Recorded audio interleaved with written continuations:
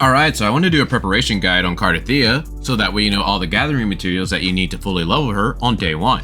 So I think the best way to do this is to treat her like your normal hyper carry, since we won't fully know how her kit works until she's released. But I will do a quick guide on her so that way you know her kit, teams, and rotations, so that way you know everything that you need to know before you row. So generally your main DPSs are going to want 10, 10, 10, 6, 6. To where their main skills are going to want to be 10, and their OK skills are going to usually be 6. So let's start out by taking a look at her Ascension materials. So luckily, in the past live stream, they already announced what materials she is going to need to level up. So let's go ahead and break these down. The first thing that she's going to need is Tidal Residue. To where if you use that 10, 10, 10, 6, 6, she is going to need 36 green, 40 blue, 46 purple, and 43 gold. For the flower, we're not going to be able to get that until the new area comes out, and you're going to need a grand total of 60 flowers to fully level her. But you should be able to do this day 1 through collection spots and events. This is going to be the same for her boss material. We're not going to be able to get this material until we reach the new area. But we should have a limited time early access button to where we can go fight the boss multiple times. And you're going to need 46 of this material.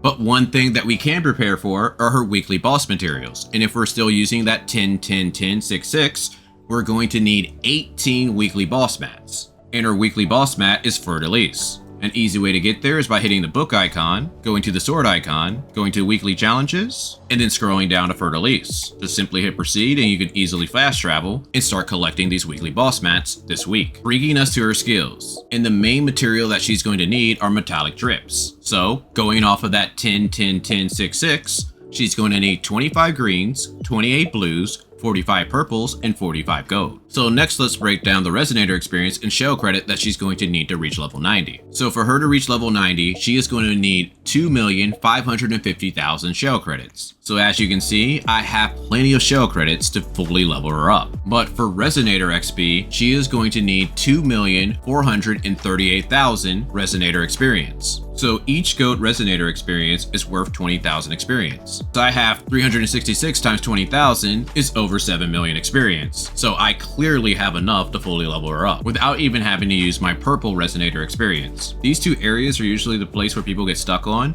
so you might find yourself having to use a few crystal solvents if you don't have enough shell credits or Resonator XP. But let's say you decide to get her signature weapon, and we already know that it's going to be a sword. And all swords use the same type of materials: howler cores and metallic drips. So for howler cores, we're going to need 6 green, 6 blues, 10 purples, and 12 gold. And for metallic drips, we're going to need an additional 6 greens, 8 blues, 6 purples, and 20 golds. So altogether, that is 31 greens, 36 blues, 51 purples, and 65 gold. We're also going to need shell credits to level up our weapon as well, where we're going to need 1,407,000 shell credits. So for the character and weapon, we're going to need 3,960,000 shell credits. And we're also going to need weapon experience. So to fully level the weapon, we're going to need 2,692,000 weapon experience. So as you see here, I have 143 golds, which are worth 20,000 each. So 143 times 20,000 is 2,860,000. So I barely have enough to fully level the weapon with my gold XP. And that is without dipping into my purple weapon experience. Just like the character, this could be a place where you find yourself lacking, so you may find yourself using crystal solvents here. But with all that, don't forget about events, especially this Gilded Nightmare event, to where you can get weekly boss materials as well as skill mats. So make sure that you're taking advantage of all these events. And today they just started the double chance drop, so make sure that you're doing that every day to go ahead and get those skill mats, or shell credits, weapon experience, or Resonator XP. One other thing to note are echoes. In the live stream, it was already revealed that we're going to be getting some new echoes. So we're not really able to farm for the new sets, and most likely Cartethyia is going to be using one of those new sets. But what we can do is collect as many echoes as we humanly can. So all the boxes with echoes are excess echoes that you do have, you want to try to keep on your account. Or if you find yourself having some extra wave plates, you could even try to go to tacit fields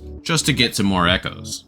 Because once the new patch starts, we can go to the data bank and we can convert all of our useless echoes. You also want to try to hold onto your modifier so that way you can transform your new echoes into the right main stated echo. So hopefully this was helpful for you. If it was, I would greatly appreciate a like so that we can spread more on YouTube. But other than that, I'll talk with you guys later.